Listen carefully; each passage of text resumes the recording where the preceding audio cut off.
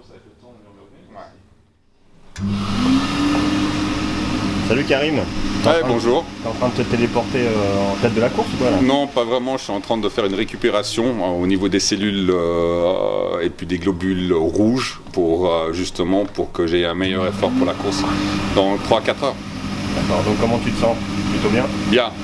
Là, je vais sûrement me reposer et je vais me sentir bien. Et puis bon, il faut gérer un tout petit peu la chose parce que c'est quand même un peu de temps avant qu'on rentre dans la voiture et c'est toujours le problème de gérer un peu le mental avant de rentrer en course, mais je crois que ça va être bien. D'accord. T'es un pilote qu'on appelle bronze. Peux-tu nous expliquer ces catégories? Ouais, alors au niveau des catégories, il y en a 4. Il y a platine, or, argent, bronze, et puis on peut vraiment les distinguer en 2 groupes.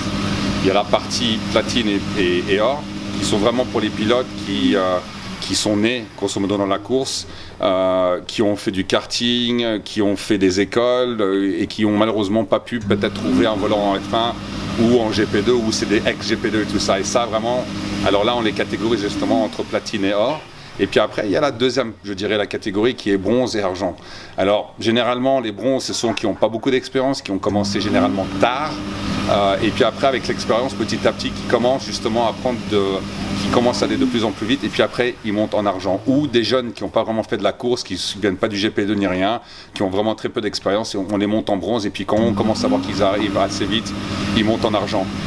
J'ai jamais vraiment vu des personnes qui montent de argent en or ou en platine. Généralement c'est vraiment les 2 groupes distingués. Voilà.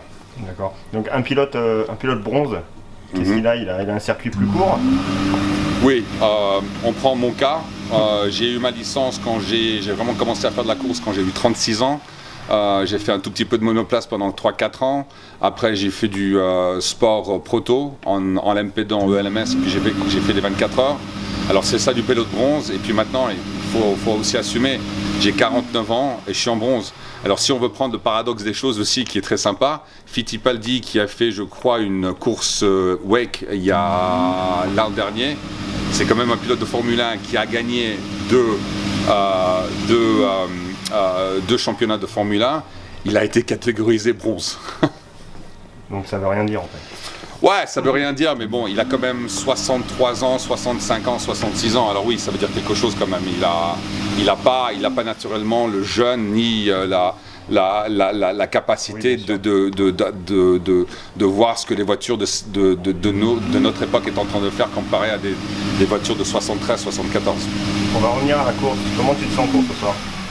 Écoute, ça va être assez intéressant. On part P2 dans notre catégorie, en âme. J'ai mon coéquipier qui a fait une superbe qualif. Ça va être, j'espère seulement qu'il pourra rester avec son peloton sans faire d'incident. J'espère qu'on ne lui rentre pas dedans.